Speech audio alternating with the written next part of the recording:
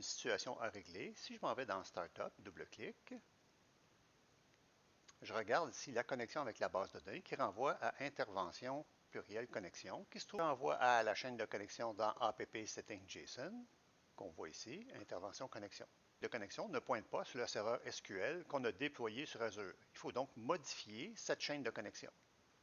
Je suis maintenant rendu sur Azure Microsoft. Dans mon tableau de bord, je m'en vais sur la base de données que j'ai créée avec vous. Et lorsque j'arrive dans ma base de données SQL, j'ai dans le tableau qui s'affiche chaîne de connexion.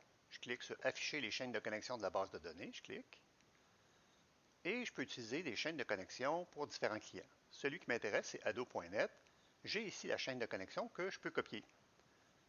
De retour dans mon programme .NET, je peux remplacer la chaîne de connexion par la nouvelle. CTRL-V. Le nom d'utilisateur est déjà entré. Il me reste à entrer le mot de passe que je lui avais assigné. N'oubliez pas de le faire ici. À chaque fois que je vais rouler mon application locale, je vais toujours consommer ma base de données qui est sur le cloud. Ce que je ne veux pas nécessairement. Je vais la remettre comme elle était. Et je vais ajouter une nouvelle chaîne de connexion juste en dessous de Intervention connexion. Enter. Je vais garder la chaîne que j'ai copiée tantôt. J'enlève le point virgule. Je fais le guillemet. Je fais le guillemet ici. Je vais copier le nom de ma première chaîne qui est ici. Je vais l'ajouter au bout de la nouvelle chaîne de connexion. Je vais l'appeler cependant Azure. Donc, Intervention connexion Azure. Au lieu d'ajouter une virgule après la première chaîne de connexion. Je reviens dans Startup. Je pourrais simplement écrire Azure ici et ça fonctionnerait avec ma base de données sur Azure. Mais on reste avec le même problème. Si je reviens local, il va falloir qu'à chaque fois je fasse ça ici pour consommer ma base de données locale plutôt que distante. Afin de sélectionner automatiquement la bonne chaîne de connexion, je vais utiliser une variable environnement qui existe déjà dans le projet.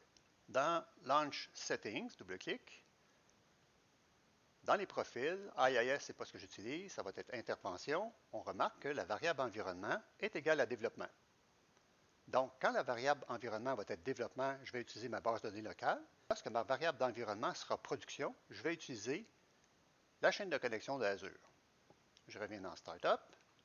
Dans le constructeur, je vais injecter le service suivant, virgule, iWeb Host Environnement avec la variable env. Je clique dessus, CTRL point, et je vais en faire un champ. Je vais respecter ma convention avec le souligné.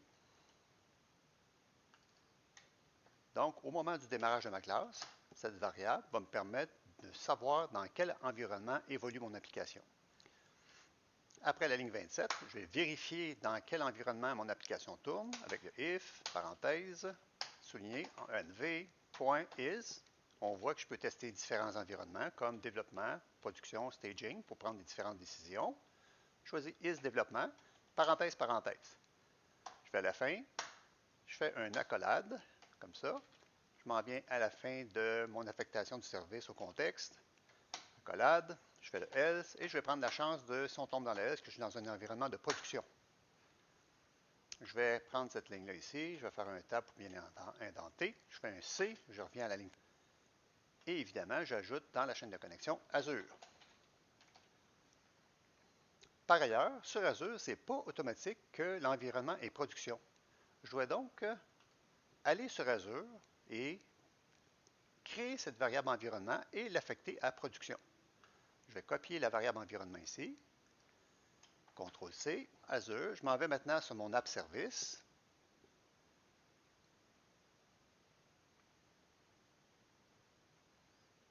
Dans les paramètres d'application, je vais cliquer sur Nouveau paramètre d'application. Clic. Le nom, c'est la variable que j'ai indiquée tantôt. Et la valeur va être production. Je clique OK. La variable est ajoutée ici. Je peux vérifier sa valeur en cliquant sur Valeur masquée, production. Il ne faut pas oublier ensuite d'enregistrer. Clic, enregistrer, continuer. La mise à jour des paramètres de l'application est en cours. Et sur Azure, d'aller dans le tableau de bord afin de changer un paramètre pour ma base de données SQL. Je clique sur ma base de données SQL. Je m'en vais dans Définir un pare-feu de serveur. Autoriser les services et les ressources Azure à accéder à ce serveur. C'est que mon app service puisse accéder justement à mon serveur de données. le mettre à oui. Autrement, la connexion n'aura jamais lieu. Je fais enregistrer. Je peux revenir au niveau de la base de données en cliquant le lien en haut. Puis je peux aller revérifier si effectivement l'enregistrement s'est fait, définir un pare-feu de serveur, et c'est oui.